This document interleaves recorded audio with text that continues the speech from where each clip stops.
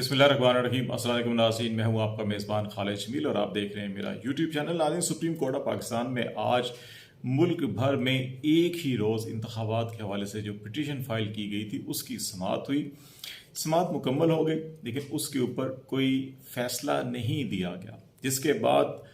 Supreme court की जब ये समाअत मुकम्मल हुई तो चीफ जस्टिस ऑफ पाकिस्तान ने ये कहा कि इस समाअत से मुतल्लिक मुनासिब तहरीरी हुक्मनामा जारी किया जाएगा। लेकिन इसके बाद बहुत सी सवालात जो हैं वो जन्म ले रहे हैं। बाज़ लोगों का ख्याल है कि शायद सुप्रीम कोर्ट ऑफ पाकिस्तान मसलहत से काम ले रही है और मामला जो है वो खटाई में पड़ चुका है और हुकूमत को एक महफूज रास्ता दिया जा रहा है या हुकूमत को सपोर्ट किया जा रहा है। बाज़ लोगों का ख्याल है कि नहीं, ऐसा नहीं हुआ। आज की समाअत के अंदर कुछ चीज़ें बड़ी वाज़ेह तौर के ऊपर चीफ जस्टिस ऑफ पाकिस्तान ने बयान की हैं और अभी भी जो 14 मई के इंतखाबात के हवाले से अदालत का फैसला है वो बरकरार है और हुकूमत के सर पर नाअहली की और आइन शिकनी की जो तलवार है वो अभी भी लटक रही है। अब होगा क्या? एक सवाल जो हर किसी के जहन में हो रहा है कि अदालत क्या फैसला दे सकती है और अब होगा क्या। 3-4 बड़े अहम मामलात हैं आज की तमाम दिन की जो हेयरिंग थी, जिसका हम कोशिश करेंगे बातचीत करके और जो क्या होने जा रहा है उसकी सिमत के हवाले से आपको कुछ रहनुमाई कर सकें। 2-3 चीज़ें जो बड़ी अहम थी, एक तो जो ये सारा का सारा मामला जो ये शुरू हुआ और जिस पे आज ख्वाजा साद रफ़ीक ने भी अदालत में खड़े होकर ये कहा कि अगर 63A की जो तशरीह की गई, जिसके नतीजे में पंजाब के अंदर 20 अरकान 25 अरकान असम्बली को नाअहल किया गया, उसके बाद ये क्राइसिस शुरू हुआ और अभी तक ये क्राइसिस ख़त्म नहीं हो रहा। उस फैसले के हवाले से जो नज़रसानी की दरख्वास्त थी उसकी समाअत नहीं हो रही। अगर वो हो जाए तो बहुत से मामला क्लियर हो जाएंगे, जिस पर चीफ जस्टिस ऑफ पाकिस्तान ने कहा कि अटॉर्नी जनरल ऑफ पाकिस्तान को आगाह कर दिया गया है और जल्द ही 63A की तशरीह के हवाले से जो नज़रसानी की पिटीशन है उसकी भी समाअत शुरू होगी। दूसरा मामला जो है कि इसमें आज एक ज़हन में बात रखिएगा, बहुत से लोग जो है कि 3 चीज़ों को मिक्स कर रहे हैं। आज सिर्फ एक दरख्वास्त जो मुल्क भर में एक रोज़ इलेक्शन के हवाले से दरख्वास्त थी उसकी समाअत हुई थी। 14 मई को जो इंतखाबात का फैसला दिया गया था 4 अप्रैल को, उसके हवाले से जो election commission of Pakistan, finance ministry और इंटीरियर मिनिस्ट्री से जो रिपोर्ट्स तलब की गई थी वो रिपोर्ट्स मौसूल हो चुकी हैं। उन रिपोर्ट्स की रोशनी में अभी तक सुप्रीम कोर्ट ऑफ पाकिस्तान ने कोई नया हुक्मनामा जारी नहीं किया। इसका मतलब है कि 14 मई के जो इंतखाबात के हवाले से हुक्मनामा था वो अभी तक बरकरार है। तीसरा मामला जो है वो इलेक्शन कमीशन ऑफ पाकिस्तान की तरफ से जो नज़रसानी की दरख्वास्त दायर की गई है 4 अप्रैल के फैसले के खिलाफ, जिसमें सुप्रीम कोर्ट ऑफ पाकिस्तान ने कहा कि 14 मई को पंजाब भर में इलेक्शन होना है और इस सिलसिले में जो मुख्तलिफ हदायत भी दी गई इलेक्शन कमीशन को, उसके खिलाफ वफाकी हुकूमत ने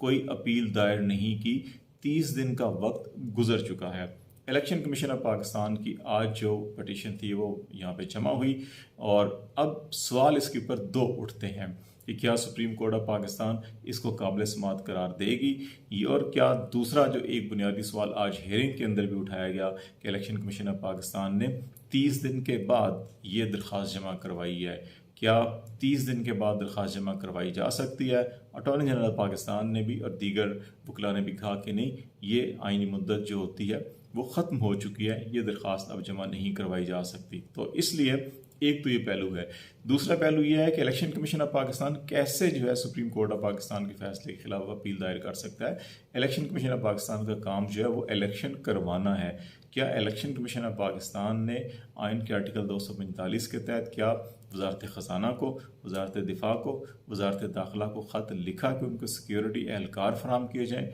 उनको मतलूबा फ़ंड फराम किए जाए? तो इसका जवाब नफ़ी में है। यही वजह है कि सुप्रीम कोर्ट ऑफ पाकिस्तान की लास्ट जो हेयरिंग्स हुई थी, लास्ट जो तहरीरी ऑर्डर्स जारी हुए थे, उनमें यह कहा गया था कि इलेक्शन कमीशन ऑफ पाकिस्तान ने अपना आइनी किरदार अदा नहीं किया। तो इसलिए इन 2 बुनियादी वजूहात की बिना पर कहा जा रहा है कि इलेक्शन कमीशन ऑफ पाकिस्तान की जो नज़रसानी की दरख्वास्त है वो शायद समाअत के काबिल ही नहीं होगी और उसको इंटरटेन नहीं किया जाएगा। इसके बाद अब 2 मामला हैं। एक ये मामला है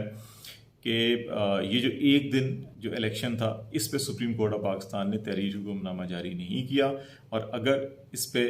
فاروق نائک نے سماعت جب مکمل ہو رہی تھی تو اس وقت یہ کہا جی کہ اس کو آپ، کیونکہ دونوں فریقین ملک بھر میں ایک ہی دن انتخابات کے لیے اتفاق کرتے ہیں، تاہم ڈیٹ کے حوالے سے کہ اسمبلیاں تحلیل کب ہوں گی اور الیکشن کب ہوں گے اس پہ کچھ اختلافات ہیں، اس کے لیے وقت دے دیا جائے، سیاسی جماعتیں مل بیٹھ کر دوبارہ مذاکرات کریں گی اور کسی نتیجے پہ پہنچ جائیں گی، تو اس لیے آپ اس درخواست کو نپٹا دیں۔ اب یہ وہ گگلی گیند کروائی فاروق ایچ نائک نے کہ اگر عدالت اس طرح سے کرتی ہے تو پھر حکومت یہ کہے گی کہ 14 مئی کا جو فیصلہ ہے وہ ارریلیونٹ ہو چکا ہے، عدالت نے اس حوالے سے یہ فیصلہ دیا ہے۔ لیکن عدالت نے کہا کہ نہیں، یہ جو مذاکرات کا عمل ہے یہ سیاسی عمل ہے، یہ سیاسی جماعتوں نے خود اس کو حل کرنا ہے۔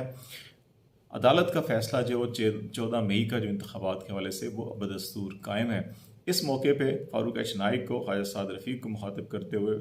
چیف جسٹس آف پاکستان نے یہ بھی کہا کہ آپ یہ نوٹ کریں کہ عدالت کے اندر ماحول کیا ہوتا ہے، یہاں آپ کی گفتگو کیا ہوتی ہے، یہاں آپ کے موقف اور دلائل کیا ہوتے ہیں، اور یہاں سے باہر آپ کا موقف، دلائل اور زبان کیا ہوتی ہے۔ عدالت صبر و تحمل سے کام لے رہی ہے، غصے میں نہیں ہے، غصے میں فیصلے درست نہیں ہوتے۔ تو اس لیے یہ بھی ذہن میں رکھا جائے کہ اگر سیاسی جماعتیں سیاسی معاملات کو حل کرنے میں ناکام ہوئی تو پھر عدالت کا فیصلہ موجود ہے، آئین موجود ہے، قانون موجود ہے، آئین اور قانون پر عمل کیا جائے گا، اور اس سلسلے میں کسی بھی دباؤ کو خاطر میں نہیں لایا جائے گا اور کسی بھی قربانی سے دریغ نہیں کیا جائے گا۔ یہ جو موقف تھا چیف جسٹس آف پاکستان کا اور عدالت عظمیٰ کا، یہ وہ بڑی کلیئر کٹ لائن ہے کہ جو 14 مئی کا فیصلہ ہے وہ برقرار ہے، حکومت اس سے فرار نہیں اختیار کر سکتی،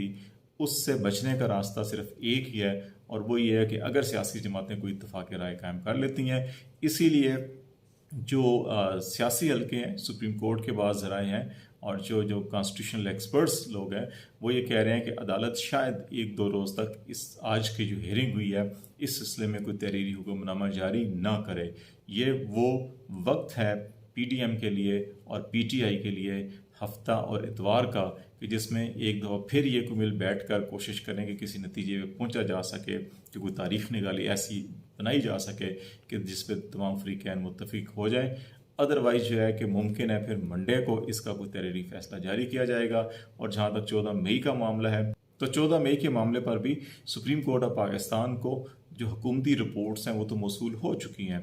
اب ان میں یہ بتا دیا گیا ہے کہ فنڈ کیوں نہیں دیے گئے اور سیکیورٹی کیوں نہیں دی گئی۔ اب ایک غالب امکان یہ ہے کہ ممکن ہے کہ جب اگر یہ مذاکرات کامیاب نہیں ہوتے 14 مئی تک اور الیکشن کا معاملہ جو ہے کہ وہ کھٹائی میں پڑ جائے گا، تو پھر سپریم کورٹ آف پاکستان براہ راست جن کو احکامات دیے گئے تھے سیکیورٹی کی فراہمی کے لیے، جن کو احکامات دیے گئے تھے فنڈز کی فراہمی کے لیے،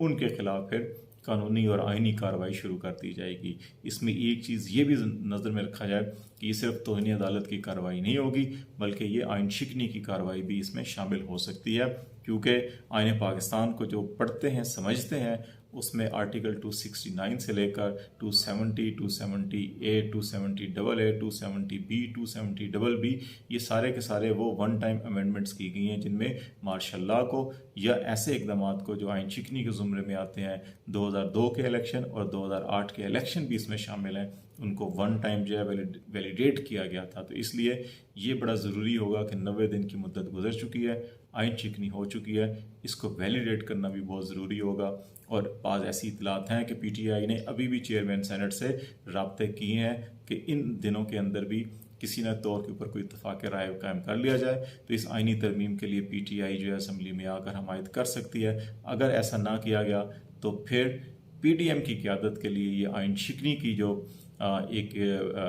جرم ہے وہ ان کے لیے بڑا خطرناک ثابت ہو سکتا ہے۔ تو لیٹس سی، دیکھتے ہیں کہ معاملات جو ہے کہ منڈے تک کس طرف جاتے ہیں اور عدالت عظمیٰ مزید کتنا ریسٹرینٹ کا مظاہرہ کرتی ہے اور کب جو ہے کہ کارروائی کا آغاز ہو سکتا ہے۔ سیاستدان متفق ہوتے ہیں تو پھر تو کچھ نہیں ہوگا، اتفاق نہ ہوا تو بہت کچھ ہوگا۔ لیٹس سی، فی الحال خالد جمیل کو اجازت دیجیے، اللہ حافظ۔